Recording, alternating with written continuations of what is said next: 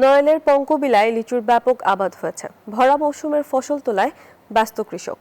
অন্যান্য জেলার তুলনায় আগাম লিচুর বাজারজাত করতে পারায় ভালো লাভের আশা তাদের। খায়রুল আরিফিন রানার তথ্য, চিত্রা ডেস্ক রিপোর্ট।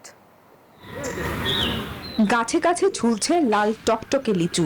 এমন নজরকাড়া লিচুর সমারোহ চোখে পড়ে নড়াইলের পঙ্কবিলায়। 200-র বেশি সার্ভিস ও ফিচারে লেনদেনের সব বিকাশ অ্যাপে সম্ভব।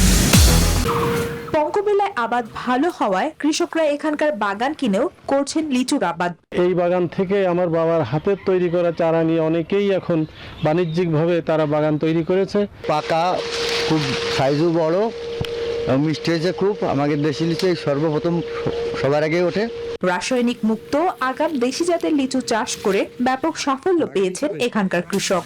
গাছ থেকে লিচু পেরে বাজারজাত করতে ব্যস্ত তারা। এই 5টা বাগান কেনার পরে আমরা এখানে পরিচর্যা করতেছি শুরু থেকেই। এখানে অনেক দূর দূরান্ত থেকে লিচু অনেকে দেখতে আসে, খেতে আসে। এখান থেকে ঢাকা কিংবা গোপালগঞ্জ বিভিন্ন জেলায় তো যায়। প্রযুক্তিগত নানা পরামর্শ ও সহায়তা দিয়ে কৃষকদের পাশে থাকার কথা জানান কৃষি বিভাগ। জেলা কৃষি অফিসের পক্ষ থেকে তাদেরকে নিয়মিত বিভিন্ন কারিগরি পরামর্শ সহ বিভিন্ন উপকরণ সহায়তা দেওয়া হচ্ছে এবং তাদের পাশে থেকে বিভিন্ন লিচুর রোগবালাই সহ অন্যান্য পরিচর্যা সম্পর্কে তাদেরকে আমরা দিক নির্দেশনামূলক সবসময় পরামর্শ দিচ্ছি।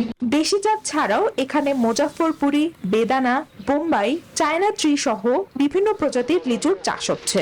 পর্যায়ক্রমে পাকা সাপেক্ষে লিচু পাড়া ও বিক্রি চলবে আগামী 1 মাস।